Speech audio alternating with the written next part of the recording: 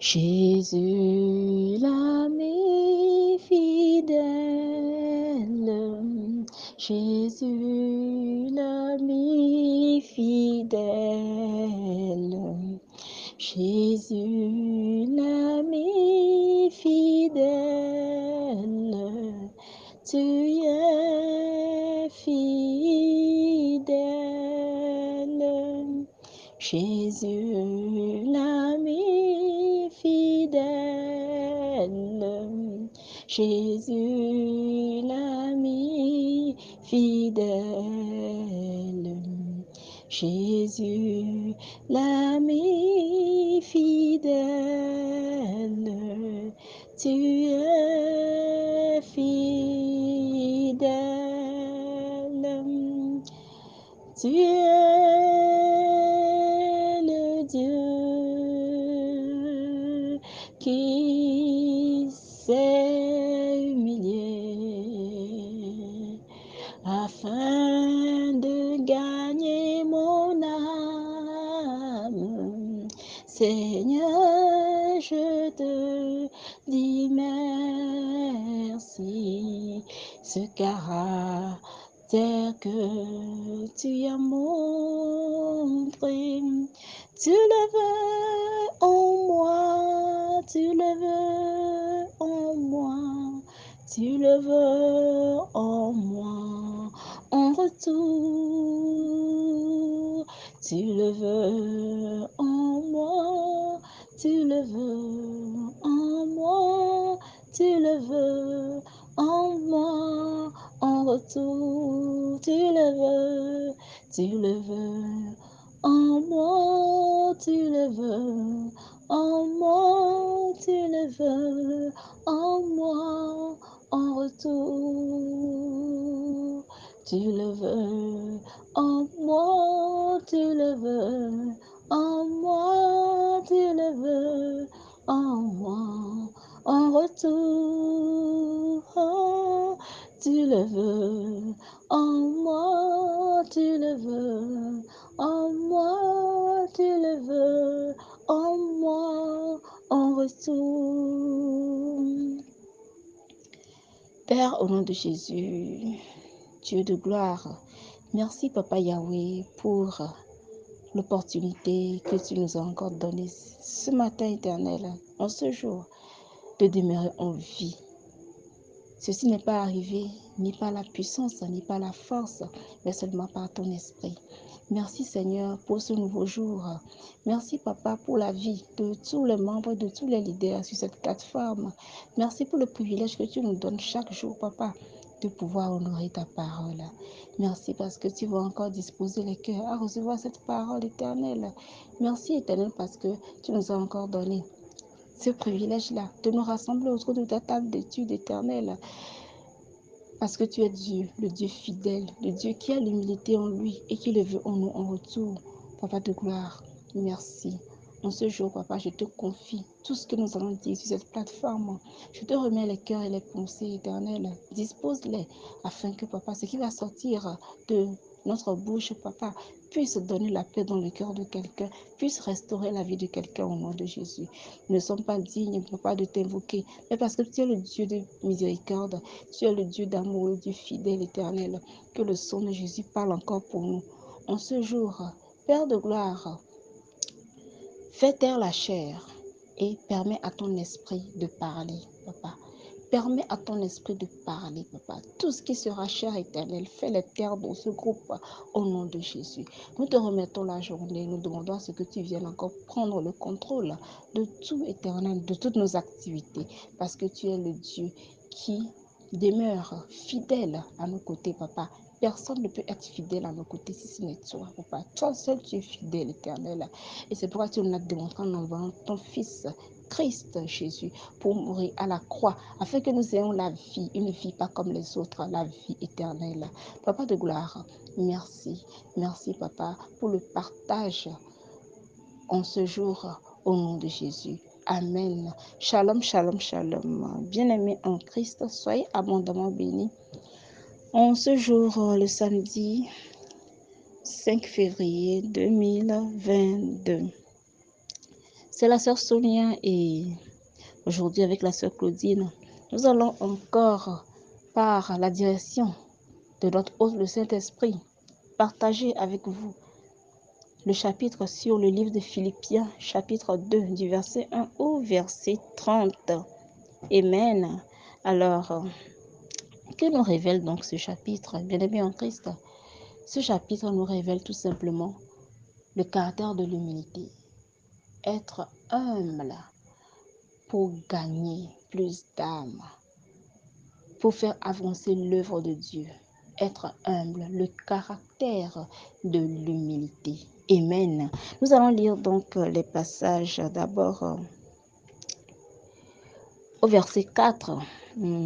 Verset 4, à partir du verset 4, je lis que chacun de vous, au lieu de considérer ses propres intérêts, considère aussi ceux des autres. Ayez en vous les sentiments qui étaient en Jésus-Christ, lequel existant en forme de Dieu, n'a point regardé comme une proie arrachée d'être égal avec Dieu, mais s'est dépouillé lui-même en prenant une forme de serviteur, en devenant semblable aux hommes et ayant paru comme un simple homme. Il s'est humilié lui-même et rendant obéissant jusqu'à la mort, même jusqu'à la mort de la croix. C'est pourquoi aussi Dieu l'a souverainement élevé et lui a donné le nom qui est au-dessus de tout nom, afin qu'au nom de Jésus, tout genou fléchisse dans les cieux et sur la terre, sous la terre, et que toute langue confesse que Jésus-Christ est Seigneur, la gloire de Dieu le Père. Alléluia. Bien-aimés, alors dans ces passages-là, du verset 4 au verset 11, nous allons voir que le caractère de l'humilité dans le chrétien est un caractère qui est très important. Ce que Christ lui-même nous a démontré quand il a quitté son palais, ce palais qui n'aime pas de ce monde, ce palais céleste où il y a tout. Dieu s'est fait homme. Il est venu demeurer parmi les hommes, toi et moi. Il est venu par son humilité. Nous sommes devenus aujourd'hui ses enfants. Nous faisons aujourd'hui partie de son troupeau. Nous n'appartenons plus au monde. C'est Christ qui a démontré cela. C'est Dieu qui nous a démontré cela à travers Christ. Car Dieu a tant aimé le monde qu'il a donné son Fils unique. Car il a tant aimé le monde qu'il a donné son Fils unique. Alors, si Dieu ne nous avait pas aimés, il ne sacrifierait pas son Fils. Si Dieu ne nous avait pas aimés, il ne se préoccuperait pas de nous. Il pouvait aussi nous égarer, comme il a fait avec d'autres. Mais il a dit non, ceux-là sont mon peuple. Et il a dit à Ézéchiel, Ézéchiel, prophétise sur ces eaux. Et nous qui étions des eaux, sous la terre, Ézéchiel a prophétisé comme l'ordre lui avait été donné. Et aujourd'hui, qu'est-ce qui s'est passé? Nous sommes devenus un peuple, le peuple en qui il y a la vie, une vie pas comme les autres, la vie éternelle. Amen. Bien-aimés, alors, ce caractère de l'humilité, je disais, est un caractère qui est très important pour nous en tant que chrétiens. Ici, la leçon que nous devons tirer également, c'est que, en tant que chrétiens, lorsque nous ne démontrons pas ce caractère de l'humilité dans le monde, nous ne pouvons pas gagner les âmes. Nous ne pouvons pas faire avancer l'œuvre de Christ. Amen. Ici, il est dit que Dieu est venu habiter parmi nous. Et l'apôtre nous recommande ici d'avoir les mêmes sentiments qui étaient dans Jésus-Christ. Amen. Que Dieu même s'est dépouillé en prenant une forme de serviteur. Alors, les chrétiens sont tous des serviteurs. Des serviteurs. Aussi grands que tu puisses être, tu dois être un serviteur. Ceux-là qui sont dans le monde que tu as recueillis, pour qui tu as prêché, que tu les as recueillis par la parole, il faut maintenant que tu deviennes leur serviteur. Il faut que tu démontres ce caractère d'humilité afin de pouvoir les gagner. Si nous n'avons pas ce caractère en nous, vraiment, nous ne pouvons pas nous appeler chrétiens. Beaucoup de chrétiens aujourd'hui n'ont pas cet esprit de l'humilité. Ils ont l'esprit de l'orgueil. Et la parole de Dieu dit, l'orgueil précède la chute et l'humilité précède toujours la gloire. Ici, parce que Christ s'est humilié. Christ Jésus s'est humilié. Il est devenu le roi des rois. Dieu l'a aussi souverainement élevé. Et au nom de Jésus-Christ, aujourd'hui, tout genou fléchit, toute langue confesse qu'il est Seigneur. Si nous voulons vraiment que le nom de Christ soit élevé, ce caractère de l'humilité à 100% doit demeurer en nous. Nous devons pouvoir crucifier la chair afin de pouvoir permettre à l'Esprit de Dieu d'être élevé.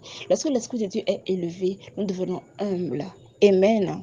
Alors, lorsque nous continuons, il dit, faites toutes choses sans murmure ni hésitation, afin que vous soyez irréprochables, purs, des enfants de Dieu irrépréhensibles, au milieu d'une génération perverse et corrompue, parmi laquelle vous brillez comme des flambeaux dans le monde. Amen. Bien-aimés, alors, le chrétien, en tant que chrétien, nous devons savoir quelque chose. Il n'est pas bon que lorsque vous aidez quelqu'un, lorsque vous voulez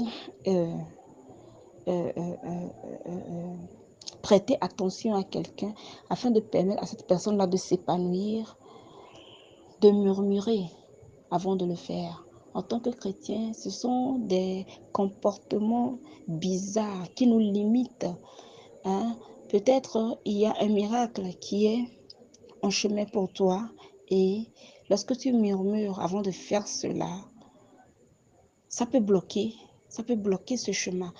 Les esprits qui sont dans les airs vont profiter de cette situation-là pour te bloquer. Amen. Alors, ce n'est pas bien que nous murmurons d'abord avant de faire les choses. Si vous ne voulez pas le faire, ne le faites pas. Mais le faire et murmurer, ce n'est pas une bonne chose. Lorsque la murmure accompagne ce que nous faisons de bien, ce n'est plus le bien que nous sommes en train de faire. Nous devenons comme des cymbales qui retentissent. Voilà. Alors, ce point aussi est un point qui est très sensible. Alors, un peu plus loin, il est dit, j'espère, verset 19, il est dit, j'espère dans le Seigneur Jésus vous envoyer bientôt Timothée, afin d'être encouragé moi-même en apprenant ce qui vous concerne. Voilà, alors, vous savez qu'il a été mis au verset 22 à l'épreuve en se consacrant au service de l'évangile avec moi, comme un enfant avec son père. Amen. Et ici, le témoignage de Timothée est donné par l'apôtre. Le comportement de Timothée, humble, qui a servi avec son maître. Il n'est pas facile de servir avec les hommes de Dieu. Servir auprès d'un homme de Dieu, ça nécessite beaucoup de patience et beaucoup d'humilité. Alors, si tu n'as pas ce caractère de l'humilité en toi, ne te jette pas dans la barque pour dire que tu veux servir Dieu. Si un jour, d'abord, tu vas commencer par murmurer et après avoir murmuré, tu vas, je sais pas, tu vas complètement perdre le calme et qui sait, même exploser. Mais je ne souhaite pas cela pour aucun chrétien dans ce groupe parce que pour nous, ce n'est pas un avantage, hein, c'est un inconvénient très grave.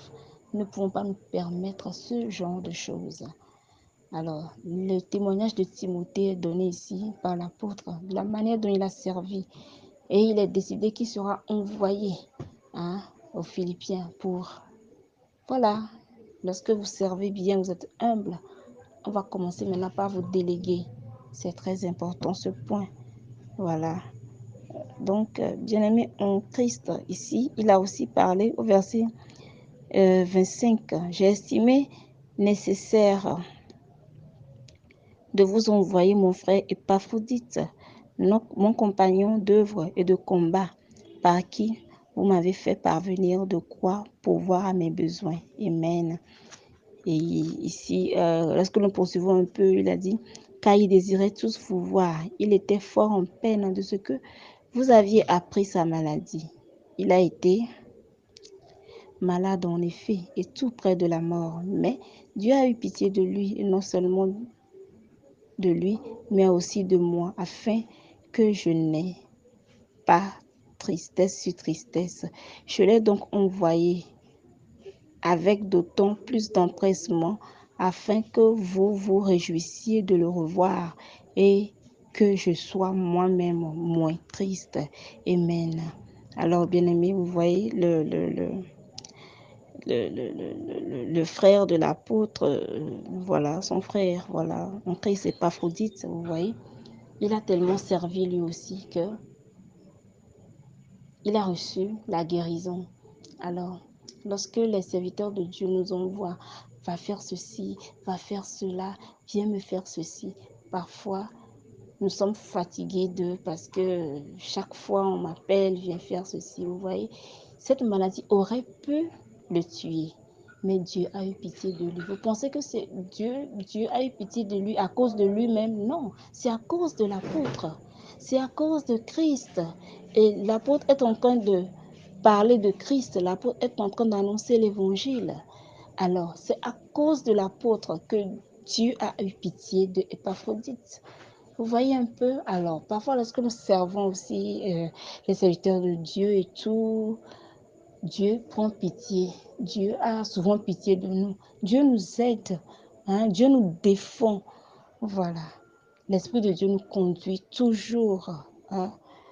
Je ne sais pas, ceux qui ont déjà expérimenté cela peuvent témoigner. Tellement, moi-même qui suis ici, je suis un témoignage vivant de cela. Je suis un témoignage vivant de cela. Quand nous servons à l'hôtel, même au bureau, à notre travail, le serviteur de Dieu peut t'appeler, fais-moi ceci, fais-moi cela. Quand bien même que tu n'es pas du tout libre, tu n'as pas du tout le temps, tu t'efforces de pouvoir faire quelque chose juste pour honorer cet homme de Dieu.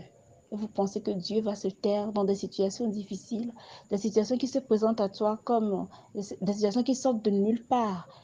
Notre Dieu ne peut pas se taire. Alors, il couvre toujours celui-là qui veut aussi aider ou servir l'homme de Dieu. Alors, bien-aimés, tout ça regroupe donc ce que nous appelons le caractère de l'humilité. C'est très important donc que nous soyons humbles. Donc, c'est Dieu même qui permet que cela soit en nous. C'est lui-même qui le fait. Mais une fois que nous le désirons, si nous prions pour ça, Dieu fait cela pour que nous ayons ce caractère-là en nous. Le caractère de l'humilité est très important. Bien-aimés en Christ, voici, c'est la fin de notre partage d'aujourd'hui. Je rappelle que vous venez d'écouter la voix de la sœur Sonia et avec la sœur Claudine, nous venons donc de partager avec vous le chapitre de Philippiens, hein, au chapitre 2, du verset 1 au verset 30. Soyez donc abondamment bénis, que l'esprit de l'humilité demeure en nous. Que le Dieu Tout-Puissant qui voudrait que tous ses enfants développent ce caractère, que lui-même permette que ce caractère-là soit développé en nous, afin que nous prenions l'œuvre de Dieu avec joie dans le cœur. Amen. Shalom, shalom, shalom.